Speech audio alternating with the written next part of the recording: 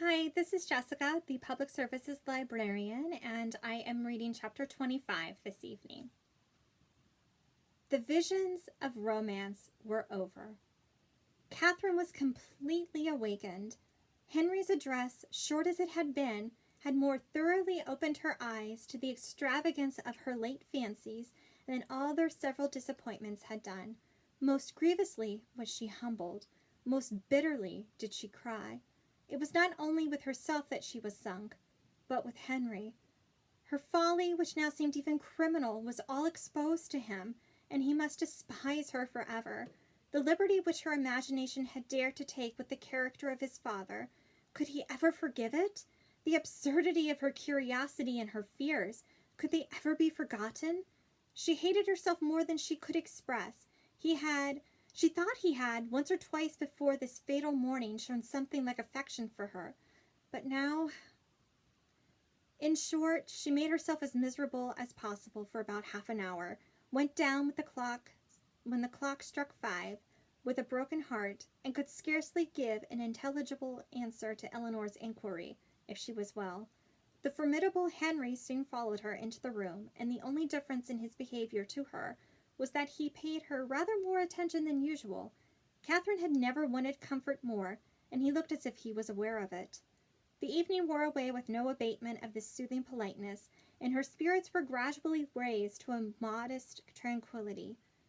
She did not learn either to forget or defend the past, but she learned to hope that it would never transpire farther, and that it might not cost her Henry's entire regard. Her thoughts being still chiefly fixed on what she had with such causeless terror felt and done, nothing could shortly be clearer than that it had been all a voluntary, self-created delusion, each trifling circumstance receiving importance from an imagination resolved on alarm, and everything forced to bend to one purpose by a mind which, before she entered the Abbey, had been craving to be frightened. She remembered with what feelings she had prepared for a knowledge of Northanger. She saw that the infatuation had been created, the mischief settled long before her quitting Bath, and it seemed as if the whole might be traced to the influence of that sort of reading which she had there indulged. Charming as were all Mrs. Radcliffe's works, and charming even as were the works of all her imitators, it was not in them, perhaps, that human nature, at least in the midland counties of England, was to be looked for. Of the Alps and Pyrenees, with their pine forests and their vices, they might give a faithful delineation. In Italy, Switzerland, and the south of France, might be as fruitful in horrors as they were there represented. Catherine dared not doubt beyond her own country, and even of that, if hard pressed, would have yielded the northern and western extremities. But in the southern part of England there was surely some security for the existence even of a wife not beloved, in the laws of the land and the manners of the age. Murder was not tolerated, servants were not slaves, and neither poison nor sleeping potions to be procured, like rhubarb, from every druggist. Among the Alps and Pyrenees, perhaps, there were no mixed characters. There, such as were not as spotless as an angel, might have the dispositions of a fiend. But in England it was not so. Among the English, she believed, in their hearts and habits, there was a general, though unequal mixture of good and bad. Upon this conviction, she would not be surprised if even in Henry and Eleanor Tilney some slight imperfection might hereafter appear, and upon this conviction she need not fear to acknowledge some actual specks in the character of their father, who, though cleared from the grossly injurious suspicions which she must ever blush to have entertained, she did believe, upon serious consideration, to be not perfectly amiable. Her mind made up on these several points, and her resolution formed, of always judging and acting in future with the greatest good sense. She had nothing to do but to forgive herself and be happier than ever, and the lenient hand of time did much for her by insensible gradations in the course of another day. Henry's astonishing generosity and nobleness of conduct, and never alluding in the slightest way to what had passed, was of the greatest assistance to her, and sooner than she could have supposed it possible in the beginning of her distress, her spirits became absolutely comfortable, and capable, as heretofore, of continual improvement by anything he said. There were still some subjects, indeed, under which she believed they must always tremble. The mention of a chest or a cabinet, for instance, and she did not love the sign of Japan in any shape, but even she could allow that an occasional memento of past folly, however painful, might not be without use. The anxieties of common life began soon to succeed to the alarms of romance. Her desire of hearing from Isabella grew every day greater. She was quite impatient to know how the Bath world went on, and how the rooms were attended, and especially was she anxious to be assured of Isabella's having matched some fine netting cotton on which she had left her intent, and of her continuing on the best terms with James. Her only dependence for information of any kind was on Isabella. James had protested against writing to her till his return to Oxford, and Mrs. Allen had given no hopes of a letter till she had got back to Fullerton. But Isabella had promised and promised again, and when she promised a thing, she was so scrupulous in performing it. This made it so particularly strange. For 9 successive mornings, Catherine wondered over the repetition of a disappointment, which each morning became more severe. But on the 10th, when she entered the breakfast room, her first object was a letter, held out by Henry's willing hand. She thanked him as heartily as if he had written it himself. "'Tis only from James, however." As she looked at the direction, she opened it. It was from Oxford, and to this purpose: "Dear Catherine, though God knows with little inclination for writing, I think it my duty to tell you that everything is at an end between Miss Thorpe and me. I left her in Bath yesterday, never to see either again. I shall not enter into particulars, they would only pain you more. You will soon hear enough from another quarter to know where lies the blame, and I hope will acquit your brother of everything but the folly of too easily thinking his affection returned. Thank God! I am undeceived in time, but it is a heavy blow. After my father's consent had been so kindly given, but no more of this. She has made me miserable forever. Let me soon hear from you, dear Catherine. You are my only friend. Your love I do build upon. I wish your visit at Northanger may be over before Captain Tilney makes his engagement known, or you will be uncomfortably circumstanced. Poor Thorpe is in town. I dread the sight of him. His honest heart would feel so much. I have written to him and my father. Her duplicity hurts me more than all. Till the very last, if I reasoned with her, she declared herself as much attached to me as ever, and laughed at my fears. I am ashamed to think how long I bore with it, but if ever man had reason to believe himself loved, I was that man. I cannot understand even now what she would be at, for there could be no need of my being played off to make her secure of Tilney. We parted at last by mutual consent. Happy for me had we never met. I can never expect to know such another woman. Dearest Catherine, beware how you give your heart. Believe me, etc." Catherine had not read 3 lines before her sudden change of countenance and short exclamations of sorrowing wonder declared her to be receiving unpleasant news, and Henry, earnestly watching her through the whole letter, saw plainly that it ended no better than it began. He was prevented, however, from even looking his surprise by his father's entrance. They went to breakfast directly, but Catherine could hardly eat anything. Tears filled her eyes and even ran down her cheeks as she sat. The letter was one moment in her hand, then in her lap, and then in her pocket, and she looked as if she knew not what she did. The general, between his cocoa and his newspaper, had luckily no leisure for noticing her, but to the other two her distress was equally visible. As soon as she dared leave the table, she hurried away to her own room, but the housemaids were busy in it, and she was obliged to come down again. She turned into the drawing-room for privacy, but Henry and Eleanor had likewise retreated thither, and were at that moment deep in consultation about her. She drew back, trying to beg their pardon, but was, with gentle violence, forced to return, and the others withdrew after Eleanor had affectionately expressed a wish of being of use or comfort to her.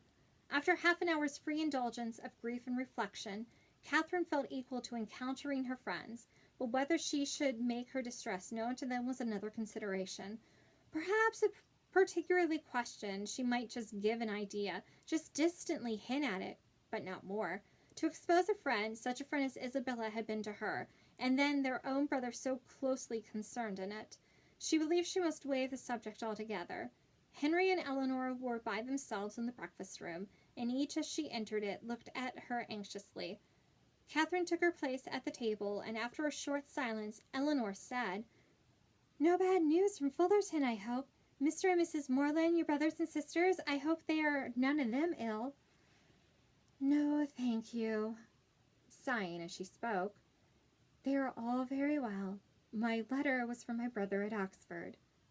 Nothing further was said for a few minutes, and then, speaking through her tears, she added, "I do not think I shall ever wish for a letter again." "I am sorry," said Henry, closing the book he had just opened. "If I had suspected the letter of containing anything unwelcome, I should have given it with very different feelings." "It contains something worse than anybody could suppose. Poor James is so unhappy. You will soon know why."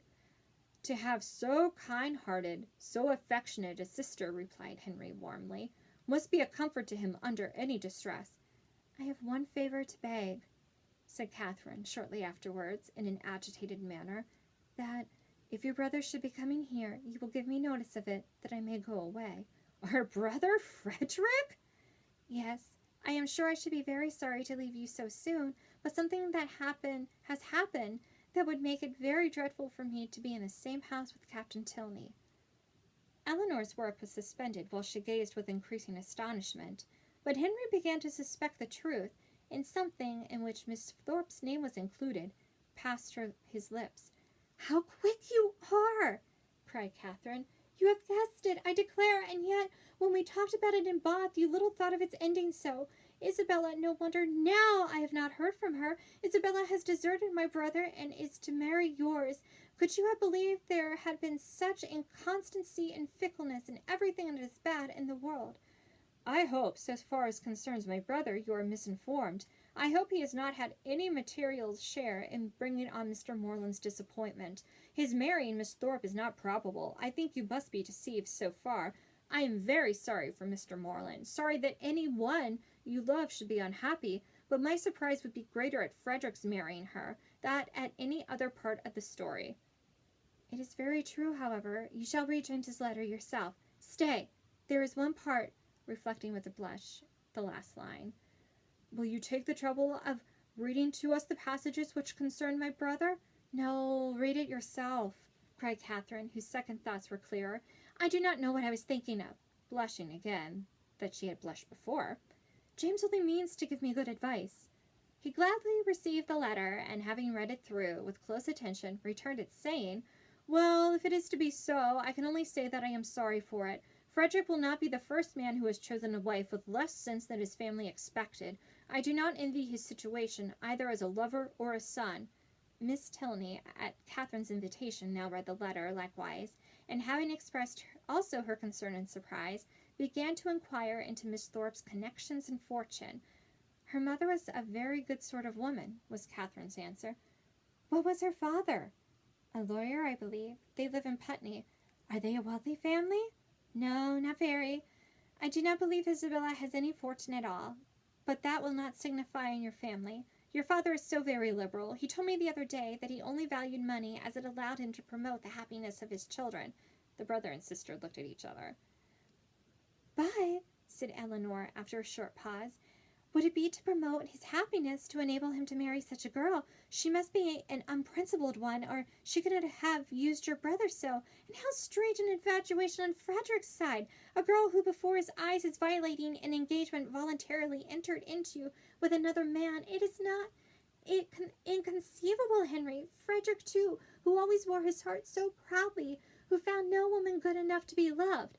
"That is the most unpromising circumstance, the strongest presumption against him. When I think of his past declarations, I give him up. Moreover, I have too good an opinion of Miss Thorpe's prudence to suppose that she would part with one gentleman before the other was secured. It is all over with Frederick, indeed. He is a deceased man, defunct in understanding. Prepare for your sister-in-law, Eleanor, and such a sister-in-law as you must delight in. Open, candid, artless, guileless, with affections strong but simple, forming no pretensions and knowing no disguise." "Such a sister-in-law, Henry, I should delight in," said Eleanor with a smile. "But perhaps," observed Catherine, Though she has behaved so ill by our family, she may behave better by yours. Now she has really got the man she likes, she may be constant." "Indeed, I am afraid she will," replied Henry. "I am afraid she will be very constant, unless a baronet should come in her way. That is Frederick's only chance. I will get the Bath paper and look over the arrivals." "You think it is all for ambition, then? Upon my word, there are some things that seem very like it. I cannot forget that when she first knew what my father would do for them, she seemed quite disappointed that it was not more. I never was so deceived in anyone's character in my life before." "Among all the great variety that you have known and studied?" "My own disappointment and loss in her is very great, but as for poor James, I suppose he will hardly ever recover it. Your brother is certainly very much to be pitied at present, but we must not, in our concern for his sufferings, undervalue yours. You feel, I suppose, that in losing Isabella you lose half yourself. You feel a void in your heart which nothing else can occupy. Society is becoming irksome, and as for the amusements in which you were wont to share at Bath, the very idea of them without her is abhorrent. You would not, for instance, now go to a ball for the world. You feel that you have no longer any friend to whom you can speak with unreserve, on whose regard you can place dependence, or whose counsel in any difficulty you could rely on. You feel all this?" "No," said Catherine, after a few moments' of reflection. "I do not. Ought I? To say the truth, though I am hurt and grieved, that I cannot still love her, that I am never to hear from her, perhaps never to see her again, I do not feel so very, very much afflicted as one would have thought." "You feel, as you always do, what is most to the credit of human nature. Such feelings ought to be investigated, that they may know themselves."